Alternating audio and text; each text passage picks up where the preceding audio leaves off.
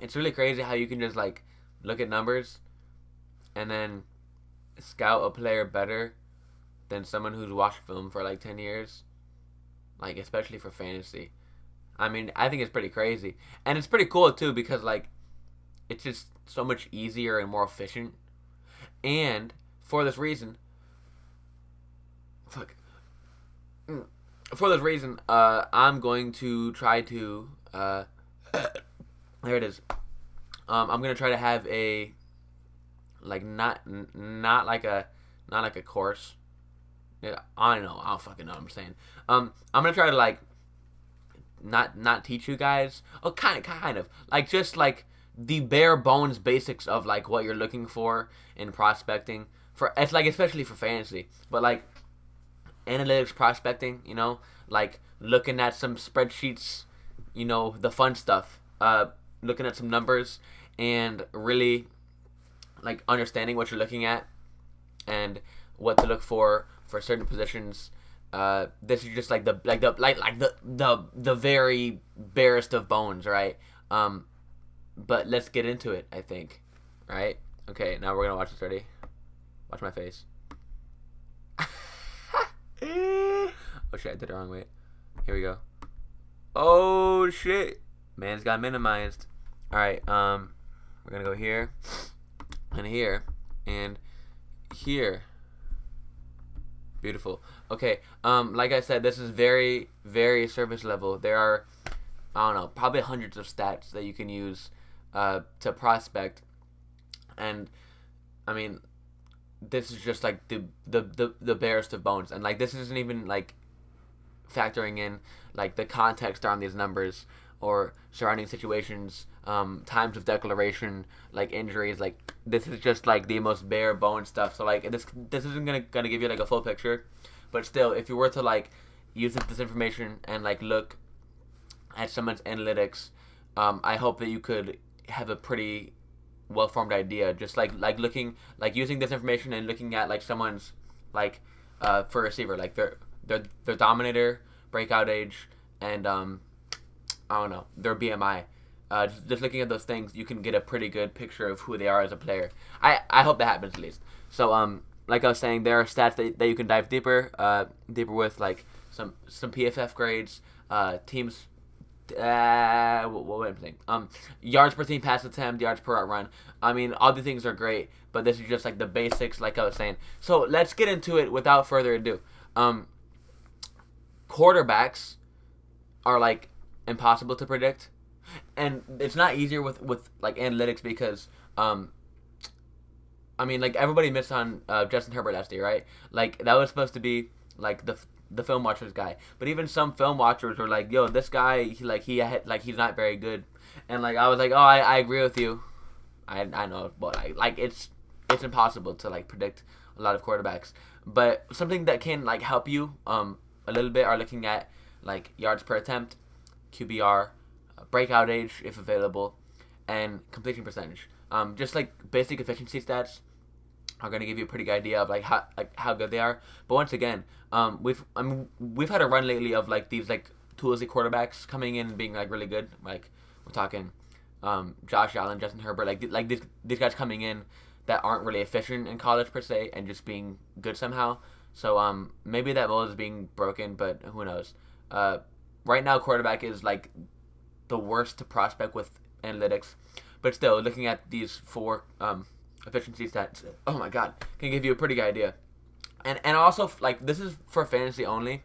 If we're looking at like 40 times and like rushing yards and like rushing ability, that's obviously very important. So like I mean, if a dude comes in like 250, like a big Josh Allen type, and is fast, that's good for fantasy at least. So yeah. Now on to running backs, which is the most fun by far, and perhaps the most accurate to predict with analytics. Like it's just so fun looking at running backs. The biggest thing is Dominator Rating.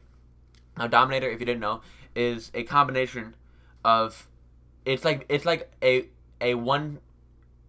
count all stat for all production in college. It's a percent of rushing yards, or no, like a total yards and touchdowns of like what percent of your team's offense, and it's put into one number. So if you accounted for 30% of your team's touchdowns and 50% of the yards, then your dominator would be 40%, right? So the higher the better, obviously. And this is like one of, if not the most important stat for running backs. If you have a high dominator, you can carry a workload in college because you were very productive in college. And if you can carry a workload at the college level, you can potentially be a workhorse at the NFL level. And all we want is workhorses. So dominator, very important. Also speed score and weight. So speed score is essentially, like, this isn't like exactly, but speed score is essentially a calculation of someone's weight and their 40 time, and they put it and they get a speed score. But if you're just looking at like someone's 40 time and their weight, you should get a pretty good idea. I like heavier backs, and heavier backs are more successful in the NFL. But as long as they're 205, 210, they should be fine. The average running back is about 215, like give or take like quarter pounds. So anything above that is good because it's easier to break tackles and whatnot. But once you get down to like 200, sub 200, it's gonna be really hard to be successful.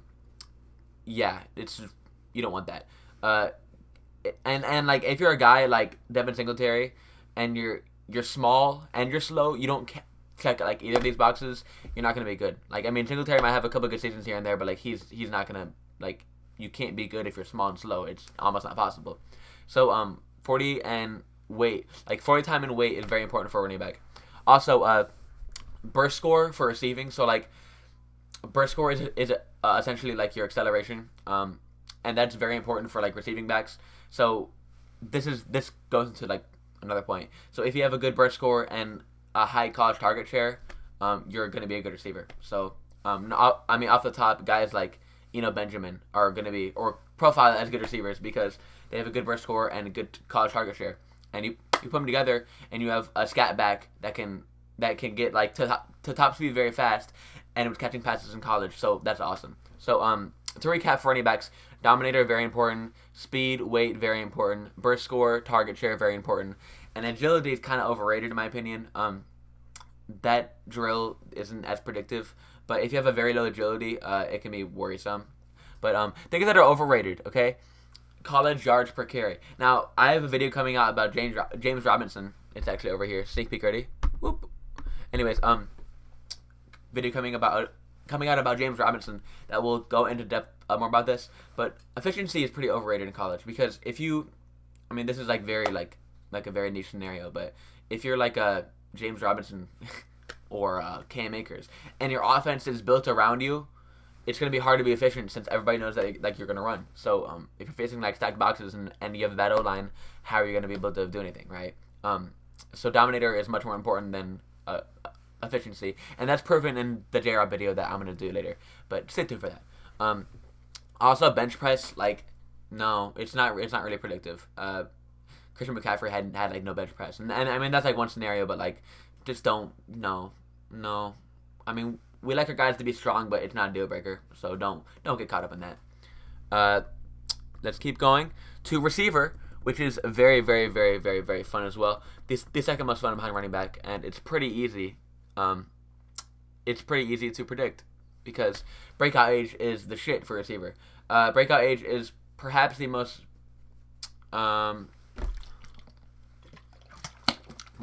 predictive metric, like predictive single metric that you'll see in this video for receivers.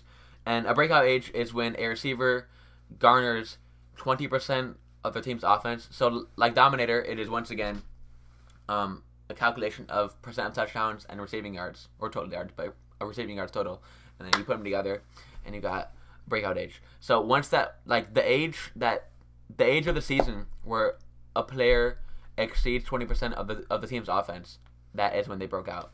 And the younger the better. Like this is such a good process, or this is like such a good tool because just like go down like the list of like NFL receivers, and you'll see that all of them have good, not all of them, but like all of them except for like Tyreek Hill, outlier, Michael Thomas, outlier.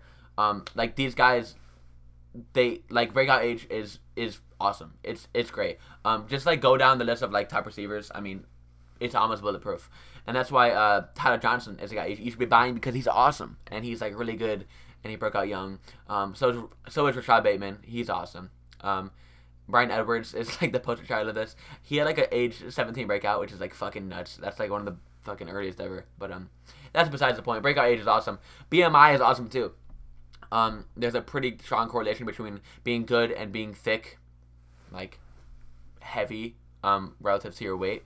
I have a video coming out about that with Devontae Smith and why he's not very good because he has a very bad BMI, along with the late declare and all that stuff. But you want your receivers to be thick, like even if they're small, like a Rondale Moore, but like so Rondale Moore is like short, right? But he's not small. Like his BMI is gonna be fine because he's short and stout, right? But if you're a guy like what's the kid from fucking North Texas? I don't fucking know. Anyways, North Texas receiver. He's like 5'8", maybe 160. No, like it's gonna be hard to get away being short and skinny. Like you can be short and stout, that's fine, but short and skinny. And like yeah, just BMI is awesome. Devontae Smith, no. Way too thin, rail thin. Anyways, Dominator. So like breakout age and BMI are the two things I look at the most, just like on a basic level. And then Dominator is important because what Dominator says is if you have like very high like astronomical Dominator, it says that you can have the offense run through you like a field stretcher like Will Fuller. He had a very high Dominator, and that says that he can have the offense run through him and at Notre Dame because it happened. And we saw that with the Texans this year. Like not only was he a field stretcher, but he was like the focal point of the offense. And then that's pretty cool. And also for a guy like Elijah Moore, it says that he can take the volume. Like there's guys like Deontay Johnson that come in and they're small and skinny, and they get peppered like with targets, but they keep getting hurt because they can't like sustain the role that they're having. This is like a BMI thing, but also like a Dominator thing. But like Deontay Johnson, he gets peppered with targets over and over and over and over, and he kind of breaks down. Like I mean, we see like multiple injuries, and this is kind of like a tangent, but basically, Johnson couldn't really handle the load of like being like a wide receiver, and like I mean, he very well could be like go on to like have a career of being a target hog, but he showed this year that he isn't really that guy because he couldn't really handle the load. But if you have a high Dominator in college and you don't get hurt, I mean, it kind of says that you can handle the load like as a slot receiver, like if you're smaller. I mean, that's just like a very basic or like a very like niche scenario. But I mean, Dominator is pretty cool. Like if it's like really high, it says that you can have the offense run through you. So it's pretty important. And speed, you want speed for receivers because if you're fast, you can get open. I mean, that's it goes without saying. And then things that are overrated, basically everything that isn't breakout age and BMI. I mean, catch radius, target share, yards per reception, not really important because like yards per reception is like important, but there's guys like Elijah Moore, Rondale Moore that are studs on bad teams that just get fed the ball over and over, and their quarterback play is bad enough where the offensive coordinators are like, yo, we need to get to the ball, but like we can't get it to like down the field, so we're just gonna give you screens, and they can only create so much. So yeah, basically like everything that's not breakout age and BMI is pretty overrated for receivers. I mean, Dominator pretty cool speed, but everything else, eh. And finally, we have tight ends. Now, don't let anybody tell you otherwise. Athleticism for tight ends is like the most important thing. The most important thing, hands down. It's not even close.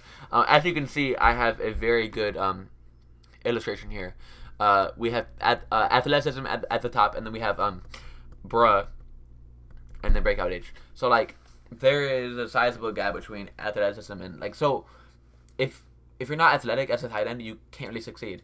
But if you are athletic, like you can, because like in fantasy, these guys are being treated as receivers basically. Like at the college level, tight ends aren't really used that much. Like you'll see like the top tight end in a season won't have 1,000 yards sometimes, and once they go to the NFL, if you're a good receiver, you're much more used like that. Like Mike Gesicki, right? He's labeled as a tight end, but he's playing like at the slot, right? And you can't be a receiver if you're like not athletic, like especially for like tight end standards, right? So if you're a Mike Gesicki and you are athletic enough to run with the receivers, you're gonna play there. And for fantasy, that's all we care about, right? So like A guy like Logan Thomas, very athletic, very athletic. Oh my god, I can't fucking speak. Very athletic. He can play as a receiver. That's why he was good this year. Darren Waller, very athletic. But if you're like a Jack Doyle,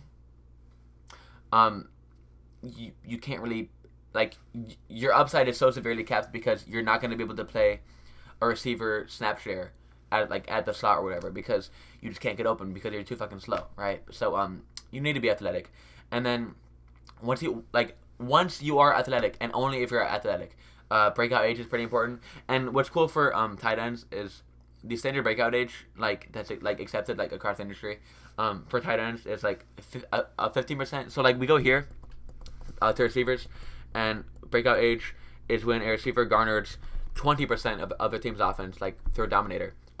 For tight ends, the widely accepted breakout is only 15%. So that's pretty cool. Yeah. So if you break out young and you're athletic, I trust that you're gonna be good in the NFL. And then productivity in general. So if you're a late breakout but you're athletic and you have a high Dominator in your last season, I mean you can kind of excuse the late breakout given that college tight ends are kind of weird in general. And then last thing, tight ends don't really produce not really ever. I mean it's especially young. So I don't really advise spending draft capital on them as rookies. A Kyle Pitts, I'm gonna probably have lower than consensus because he's not gonna produce right away. And so two things. I wouldn't spend draft capital in rookie drafts on young tight ends. Nor would I in startups because you're gonna be sitting on them for a while before they can produce. And then also, I lost my point. I lost my train of thought. But oh my god. Well, that sucks. But yeah, I wouldn't spend a pick on a rookie very early, nor would I in startups. And yeah, so I think that's about it. Yeah, that's about it. So to recap, quarterbacks, you can't really do anything because they're weird. Running backs, you want Dominator and speed and weight. Yeah. Receivers, you want a breakout age and a BMI that's high. And tight ends, you want them to be athletic. So this is, like I said, for the fucking 80th time, this is very basic level stuff. This is the most ground level, no advanced stats. This is basic stuff. But it's pretty good because once you understand this, you can keep going deeper, or even you can just know this. If you know about breakout age, BMI for receivers, if you know about Dominator for running backs, you can have a pretty good picture of what these players' ceilings and floors are in the NFL. So I think this is much better and more efficient than scouting through film, and I hope you do too because I think this is the future, especially for fantasy. I mean, even in the NFL though, I think this is gonna start catching on. But yeah, I hope you found value in the video here. Let me go back here if I can expand this here. Okay, here we go. I want to see my sexy face to end the video. Here we go. I hope you found value in the video because it was valuable, and I'll hopefully have a couple more videos coming out. I've 3 or 4 lined up about James Robinson, Devontae Smith, Jamar Chase, maybe Kyle Pitts. I'm not really sure about that one. I kind of just went over it. You don't really want Kyle Pitts, but yeah. Don't draft Kyle Pitts, and have a good day.